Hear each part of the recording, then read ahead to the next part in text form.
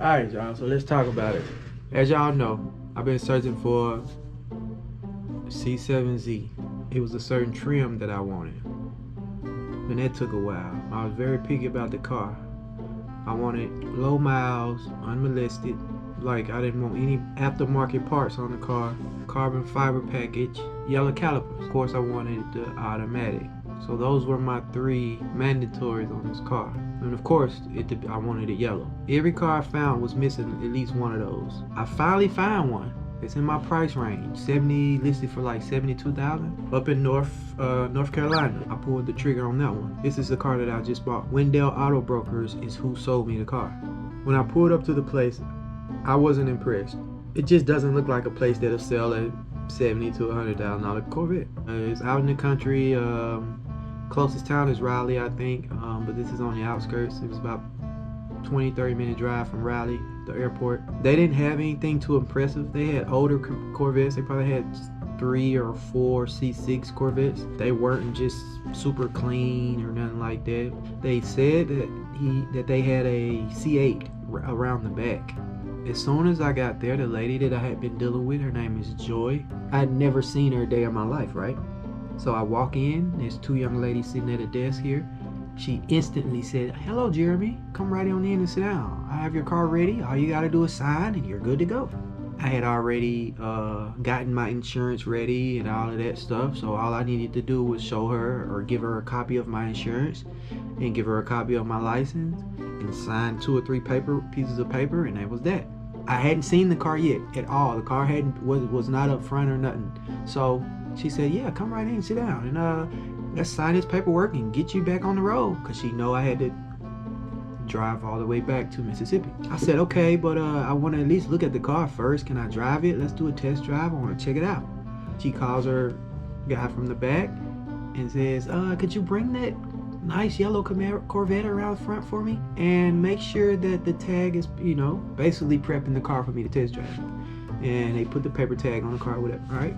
So this guy, he was exhausted, seems like, or just frustrated that they were working the dog crap out of him. Like, he was, "Well, I gotta go do this, and then you're telling me to do that, and now I can't do that because I gotta go this." I was like, whoa. So that was a first bad impression. I'm like, whoa. So I'm just sitting here like, hey man, don't blame me for it, you know what I'm saying? So he went to get the car, pulled it up front. He was washing it at the time. It was still wet, and it was probably about 17 to 20 degrees outside. It was pretty cool, pretty cold, and there was actually some sleet like falling. So I didn't need to do nothing crazy, but I wanted to drive the car for real, right? It's a test drive. You got to be able to drive it. But I'm like, okay, I trust it. Fuck it. It's only got 13,000 miles on it. Whatever. Sure. So I drove the car. He hopped in with me. I drove the car. And this guy's just a guy that maybe a family member or something that washes cars. Like, no offense to the gentleman, but he had no experience with a Corvette. I'm gonna put it like this. He was like, "The top comes off of this thing, don't you?" I was like, "Yes, sir, I know." He was like, "Yeah, these things, you can get some with the back seat, but I hadn't seen any of those." So I'm like, wow, okay. And basically, that's who probably had been working on the car. We test drove the car. It was kind of still dangerous outside, nasty conditions, so I couldn't do much, but I was able to get on the freeway and take it down the road. The car drove perfectly. It was nothing going on with it. It sounded good. Everything was cool on it, but it pulled to the left. So I'm like, okay, maybe we just need an alignment.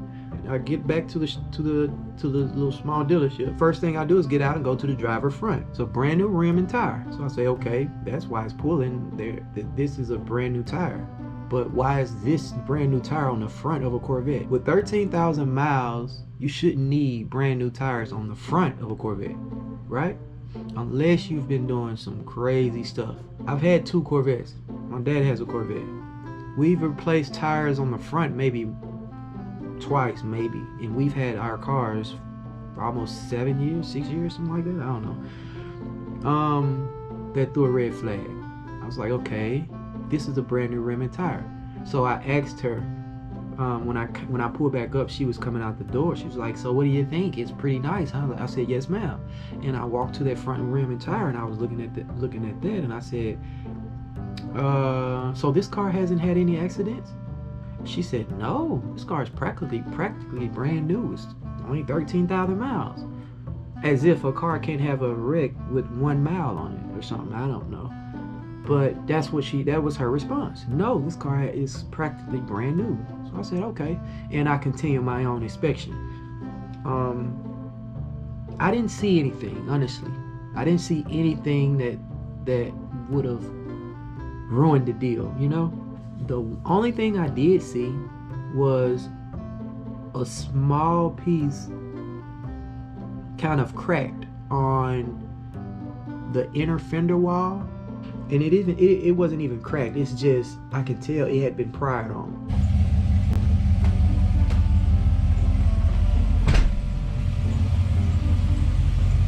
Alright guys, so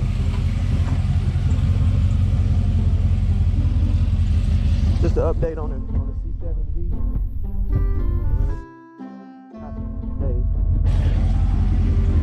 Oh, yeah, I still got my C7. Just a little update, guys. The C7's been at Car Performance for about 2 weeks now. Ever since I've gotten the car, immediately figured out something wasn't right on it. Took it to my buddy Ken, let him log it. He told me something wasn't right on it. So we dropped it off a couple days later. And he's just been finding surprises every day, man. Just a little recap. I went to North Carolina and bought this car. It was basically clean car, clean title, very expensive C7 Z, 13,000 miles on it, right? It's how I wanted my car, low mile car. I didn't want to deal with no surprises, no nothing, you know. What I've learned that a lot of things can happen at 13,000 miles, especially on a 2016 car. Long story short, the car has had a small fender bender, driver front side, front wheels been replaced, new driver front tires been replaced, driver front control arm and shock has been replaced.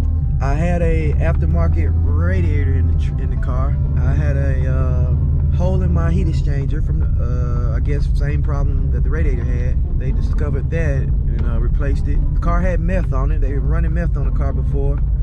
They forgot to take the little sticker off of the washer, windshield wiper fluid container. That's normally where they put the meth that on the C7. So they had methanol on it before. The car had full exhaust before. They just, I guess, bolted it back up and returned it back to stock. The car had been tuned before. I guess they flashed it back to stock. And a couple modules have been, you know, tampered with on the passenger front side of the car and in the trunk. So basically, in the undercarriage of the whole car, where the engine, where you take the undercarriage down, say you wanted to pull the engine from the bottom of the car, which is how they come out, most of them, they bolted it back up, but it was crooked.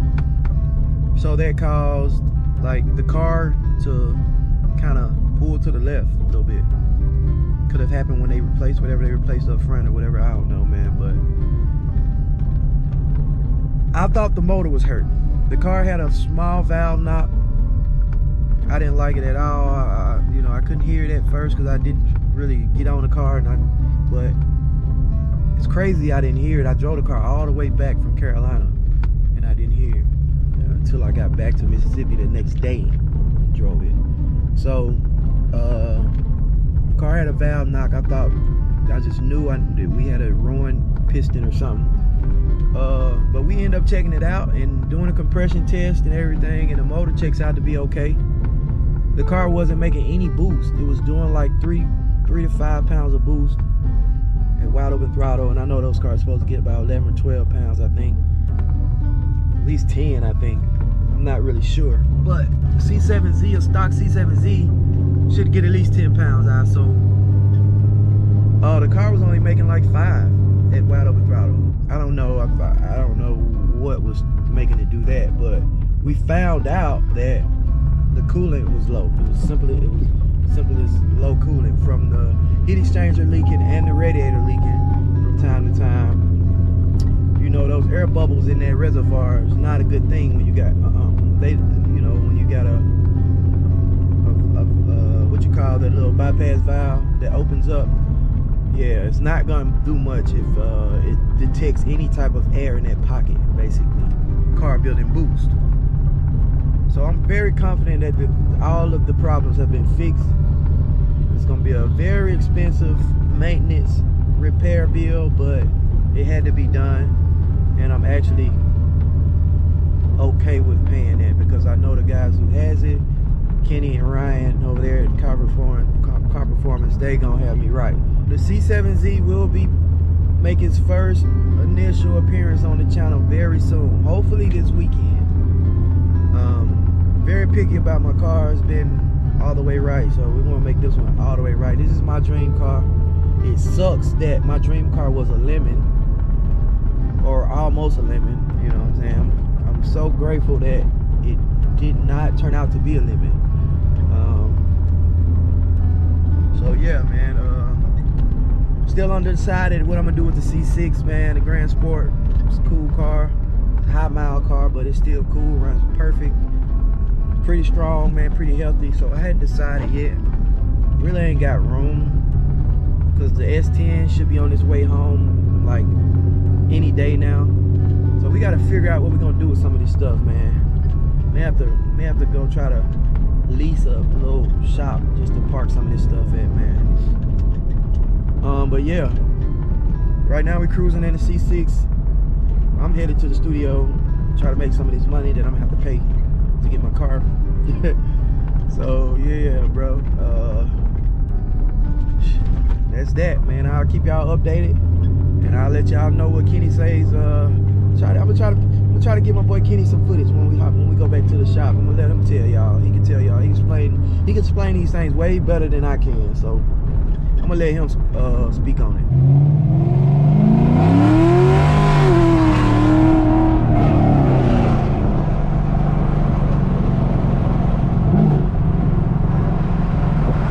Pretty interesting story, man. I was disappointed, angry, upset, confused. Like, how could this happen to me? I did everything the right way. I waited. I found the car that I wanted. I didn't cut any corners on pricing. I tried to, pay for what I wanted. I didn't try to lowball the dealership or anything, man.